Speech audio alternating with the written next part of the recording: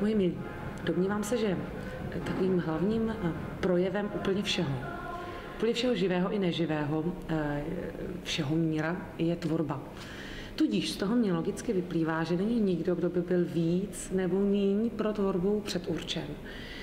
To znamená, že není nikdo, kdo by se měl podceňovat a nevěřit si, že právě jeho způsob vidění světa je ten dobrý nebo zajímavý pro někoho dalšího. Asi jde jenom o to, kolik dalších kamarádů v tom úhlu pohledu třeba najde. Takže bych vám chtěla popřát, abyste našli odvahu. Samozřejmě patřičné, přiměřené sebevědomí, to stačí, nemusí být nějak úplně přehnaný. Prostě jenom vědět, že právě i vy máte nejen právo, ale i schopnost něco vidět, něco cítit, nějakým způsobem to zpracovat. Jakým, to už je samozřejmě vaše věc a přeji šťastnou volbu právě při té cestě, tam, aby se člověk nezmýlil, který je právě ten jeho vlastní prostředek. Tak hodně štěstí a tvořte, protože to je krásné.